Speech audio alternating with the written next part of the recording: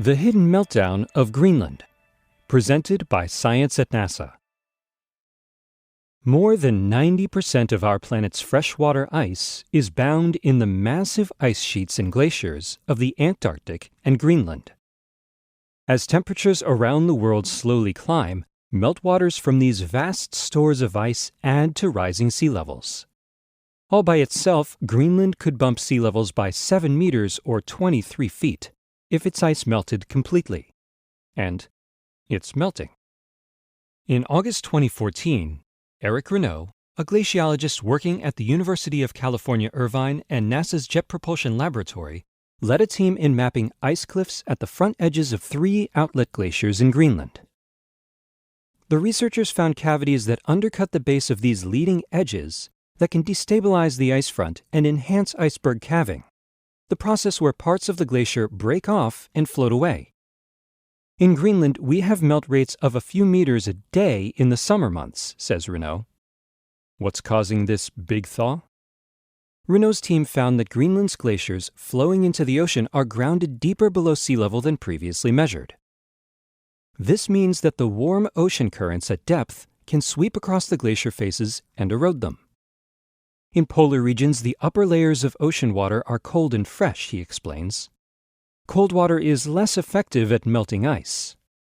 The real ocean heat is at a depth of 350 to 400 meters and below. This warm, salty water is of subtropical origin and melts the ice much more rapidly. Renaud's research team is providing critical information needed to document this effect and accurately predict where and how fast glaciers will give way. The team gathered and analyzed around-the-clock measurements of the depth, salinity, and temperature of channel waters and their intersection with the coastal edge of Greenland's ice sheet. They found that some of the glaciers balance on giant earthen sills that are protecting them for now. But other glaciers are being severely undercut out of sight beneath the surface, meaning they could collapse and melt much sooner. It's not easy gathering such data. On top of the rough waters, wind, rain, and cold weather, there's the ice itself.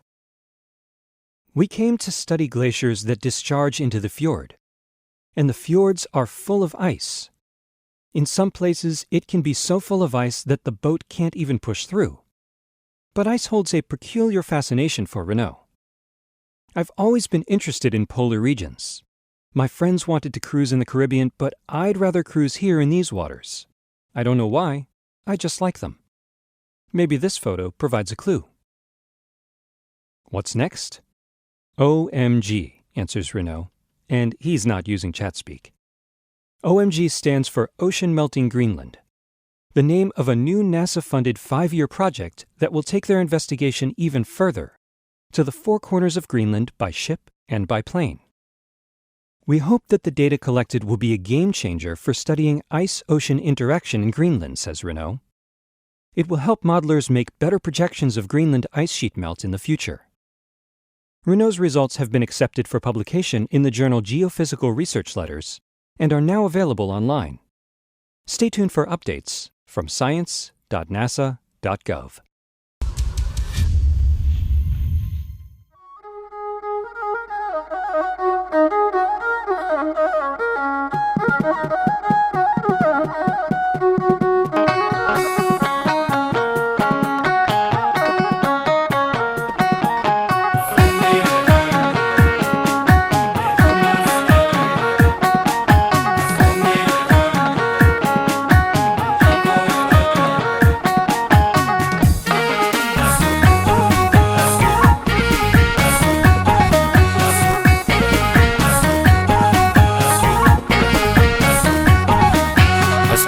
Lagaa yedurbee naqamte ergumaan si argee lubbuun naagamte as kommee lagaa durbeen caalaa bimbi mudhii koo qabaddu asiqiinaan sirbi as kommee lagaa yedurbee qeellame eessattan si argaa toona beellame as kommee lagaa yedurbee wallagga takkumaan dhufee taan ijaan sin argaa.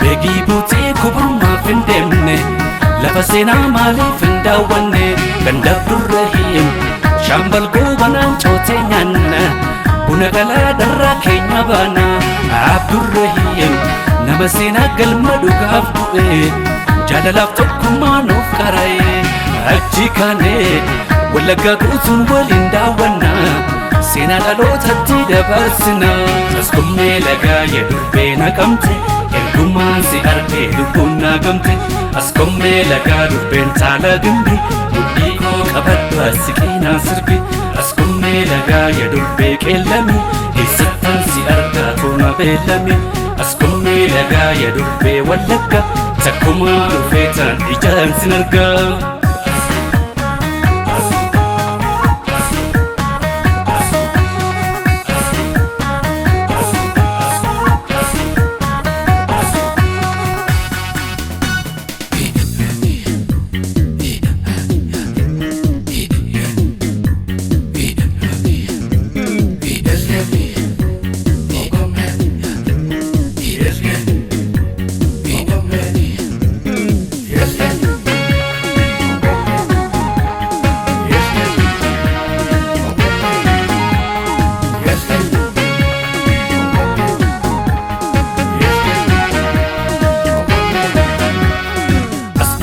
warra gimbi kageello warra saasiga kageello warra saasiga askotu natti sirbime boodde natta saasita kaboodde natta saasita intala kumsa moroda yoku tanaafote maali yoku tanaafote maali akani guyyaan siyaada yoodu gana goote maali yoodu gana goote maali Bitisi egenna jowarke marasi bitaka warke marasi bita Kiltu karra tonga inangori kabdo silita kadori kabdo silita Bishan bishan bera kamaretu feturi kakitu bishan kama akamasin feturi Yamu gorran kotani yalende gari Yamu gobarafani naftona mambare ume kotume Askome Askome Askome Askome Annan goromsa yabadu mandi Biyya annaniti mandi biyya annaniti Mana sosobda karatu benu Gallada busitti benu Gallada busitti Begirambane gidame buna Kalaadhanne nyaanna buna kalaadhanne nyaanna Jimma horroof kaaqee deemne geello wajjiniin taphanna geello wajjiniin taphanna Abbaan simbirree du'e kaasiibi leennamaan rabsa kaasiibi leennamaan rabsa Sayyootan cootee nyaateetu ciiqe leenna darbata kaciiqe leenna darbata Bishan bishan bera kamaretu feturi kakitu bishan kama akamasin feturi Yamu gorran kotani yalende gari Yamu gobarafani naftona mambare ume kotume Askome Askome Askome Askome